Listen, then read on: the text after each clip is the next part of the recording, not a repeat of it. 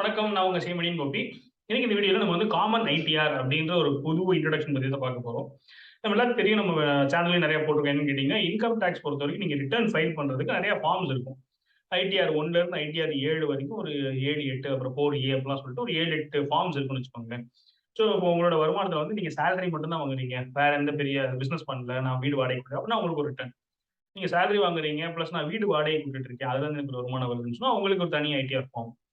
அதுக்கப்புறமா பிசினஸ் பண்றீங்கன்னா ஒரு ஐடியா இருக்கும். நீங்க பார்ட்னர்ஷிப் ரன் பண்றீங்கன்னா அந்த அந்த பேர்ல பிசினஸ் பண்றீங்கன்னா அதுக்கு ஒரு ஐடியா இருக்கும். பிரைவேட் லிமிடெட் கம்பெனிஸ்னா அதுக்கு ஒரு ஐடியா இருக்கும். ட்ரஸ்ட்டுக்கு ஒரு ஐடியா இருக்கும். இப்படி ஒன்னொன்னுத்துக்கும் தனித்தனி ஐடியா ஃபார்ம்ஸ் இருக்கும்.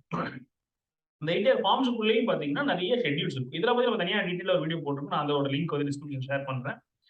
ஸோ இப்போ என்ன ப்ரொபோஸ் பண்றாங்கன்னு கேட்டீங்கன்னா, ஈஸ் ஆஃப் டூயிங் பிசினஸ் அடிப்படையில எல்லாத்தையும் சேர்த்து ஒரே ஃபார்மா கொடுத்துடலாம், குழப்ப வேண்டாம். அப்போ என்னன்னா, நீங்க முதல்ல ஐடிஆர் ஃபைல் பண்றதுக்கு முன்னாடியே முதல்ல உங்களுக்கு என்ன கேள்வினா, எந்த ஃபார்மை ஃபில் பண்ணணும்ன்ற ஒரு கேள்வி வரும். அப்ப அதுக்கு நீங்க ஏகப்பட்ட கேள்விகள் பதில் சொன்னாதான் உங்களுக்கு எந்த ஃபார்ம்னே தெரியும். நீங்க ஃபார்ம் ஃபில் பண்ணதுக்கு அப்புறம் கூட நிறைய பேர் என்ன பண்ணுவாங்கன்னா, அந்த ஃபார்மே இல்லைன்னு தெரியும். அப்ப இந்த குழப்பங்கள் இருக்க வேணாம்னு சொல்லிட்டு ஒரே ஐடிஆர் ஃபார்மா கொண்டு வந்துடலாம். காமன் ஐடிஆர் ஒன்று கொண்டு வரலாம் முடிவு பண்ணிருக்காங்க. அது மட்டும் இல்லாம இப்ப ஐடிஆர் ஃபார்ம் நீங்க ஃபில் பண்ணணும்னா கூட என்ன இருக்கும்னு சொன்னா, ஏகப்பட்ட கேள்விகள் இருக்கும். ஷெட்யூலா இருக்கும். ஏன்னா பிசினஸ் பண்றீங்கன்னா 1008 கேள்வி இருக்கும். சேலரி வாங்குறீங்கன்னா 1008. இந்த மாதிரி ஒரு ஏகப்பட்ட கேள்விகள் இருக்கும். இப்போ என்ன பண்ணிட்டு இருக்காங்கன்னா, நிறைய பிரைவேட் கம்பெனிஸ் வந்து இதுக்கு எல்லாத்துக்கும் ஒரு சாஃப்ட்வேர் டெவலப் பண்ணி ஈஸியா ஃபைல் பண்ற மாதிரிலாம் வந்து டெவலப் பண்ணிட்டு இருக்காங்க. எக்ஸாம்பிளுக்கு வந்து கிளியர் டாக்ஸ்னு ஒரு சாஃப்ட்வேர் இருக்கு. அதுல என்னன்னா நீங்க ஆன்லைன்லயே போயிட்டு அவங்க கேட்கிற கேள்விக்குலாம் பதில் சொன்னீங்கன்னா அவனே போயிட்டு எல்லாம் ஃபில் பண்ணிட்டு உங்களோட ஓடிபி வாங்கி ஃபைல் பண்ணிப்பாங்க.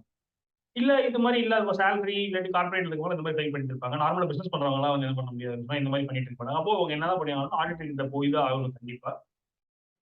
இது ஆடிட்டுக்கு அகைன்ஸ்ட்னு சொல்ல முடியாது. பட் ஸ்டில் ஆடிட் ஆஃபீஸ்க்குமே இது உபயோகப்படுற மாதிரியான ஒரு அட்வான்ஸ்ன்னு வச்சுக்கோங்களேன்.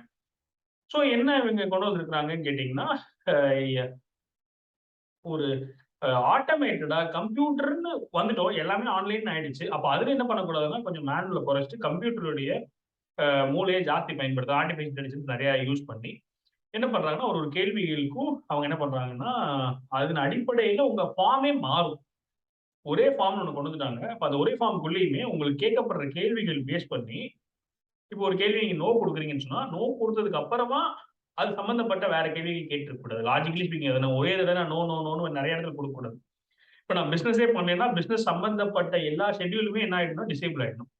நான் வீடு வாடகைக்கே விடலைன்னா எல்லாமே டிசேபிள் ஆயிடும். ஸோ இது போல நான் லோனே வாங்கலைன்னு சொன்னா, ஸோ இது போல ஒரு கேள்வி பேஸ் பண்ணி மத்த ஃபார்ம்ஸ், மத்த ஷெட்யூல்ஸ்லாம் வந்து டிசேபிள் ஆகும், இல்ல எனேபிள் ஆகும். இது போல என்ன பண்ணிட்டு இருக்காங்கன்னு சொன்னா, ஒரு ஃபார்ம் வந்து டெவலப் பண்ணிட்டு இருக்காங்க.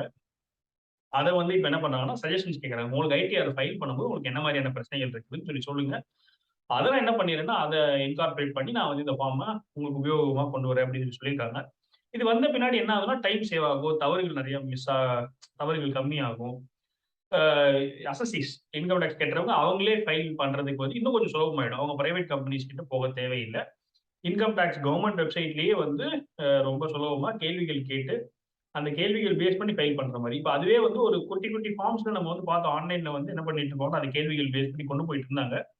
அது இன்னுமே சிம்ப்ளிஃபை பண்ணி, இன்னுமே ஆட்டோமேட் பண்ணி, ஒரு காமன் ஐடியா கொண்டு வர போறாங்க. அது இந்த வருஷம் கம்மிங் இயர்ல வந்து இம்ப்ளிமெண்ட் பண்ண போறேன்னு இருக்காங்க. ஸோ 1 to 7 எல்லாமே பண்ணிக்கலாம்.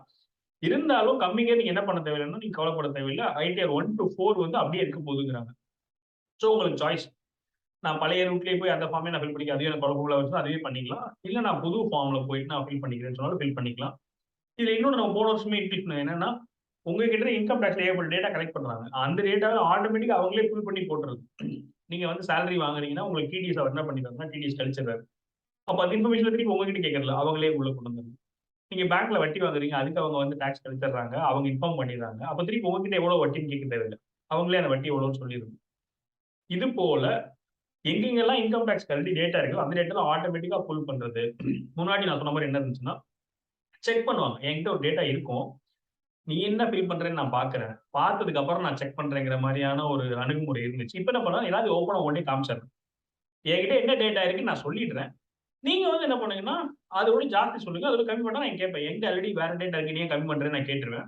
இப்ப நான் என்ன பண்ண போறேன்னா, உங்கள ஒரு திருடன் போலீஸ் மாதிரி நான் பண்ண போறதில்ல. நீங்க காமிங்க. அதுக்கப்புறம் நீங்க ஒழுங்கா பண்ணீங்கன்னு செக் பண்றேன். இது கூட தான் போல. என்கிட்ட என்ன டேட்டா இருக்குன்னு நான் சொல்லிடுறேன். அதையே நீங்க வந்து என்ன பண்ணிக்கோங்கன்னா, யூஸ் பண்ணிக்கோங்க. அதுக்கு மேல வேற ஏதாவது என்கிட்ட இல்லாத டேட்டா இருந்தா அதையும் குடுங்க அப்படின்னு கேட்கிறேன். செக் பண்றதுக்கு இதுக்கு அடுத்து நடக்க போகுது. நான் இதெல்லாம் பண்ணி முடிச்ச அப்புறமா நீங்க வந்து இன்னொரு தடவ மேனுவலா நான் ஸ்க்ரூட்டினி பண்ணலாம். கம்ப்யூட்டரைஸ் ஸ்க்ரூட்டினி நடக்கும். இதெல்லாம் ஒரு பக்கம். ஸோ இது என்ன பண்றாங்கன்னு சொன்னா, ரொம்ப ஒரு அட்வான்ஸ்டா, ஒரு யூசர் ஃப்ரெண்ட்லியா, ease of doing business. Business பீப்புளுக்கு ரொம்ப யூஸ்ஃபுல்லா இருக்கும்னு வச்சுக்கோங்களேன். ஏன்னா ஜிஎஸ்டில ஆட்டோமேட்டிக்கா புல் பண்ணி கொண்டு போறாங்க. இது போல எல்லாமே கம்ப்யூட்டரைஸ் பண்ணி இன்னும் வரும் காலங்கள்ல பயங்கர அட்வான்ஸ்டா இன்கம் டாக்ஸ் ஃபைலிங் ப்ராசஸ் இருக்க போகுது அப்படிங்கிறது தெரியுது. உங்களுக்கு பர்சனலா நீங்க இன்கம் டாக்ஸ் ஃபைல் பண்ணும்போது ஏதாவது பிரச்சனைகள் ஃபேஸ் பண்ணியிருந்தீங்கன்னு சொன்னா நீங்க கமெண்ட் செக்ஷன்ல ஷேர் பண்ணுங்க. நம்ம அதை என்ன பண்ணலாம்னு சொன்னா, அவங்க கிட்ட அந்த சஜஷனா ரைஸ் பண்ணலாம். ஸோ இந்த காமன் ஐடியா அடுத்த வருஷம் வரப்போறது ரொம்ப எக்ஸைட்டிங்கா இருக்குது. உங்களுக்கு இதுல ஏதாவது ஒப்பீனியன் இருந்துச்சுன்னா நீங்க கமெண்ட் செக்ஷன்ல ஷேர் பண்ணுங்க. மேலும் வீடியோ சந்திக்கிறேன்.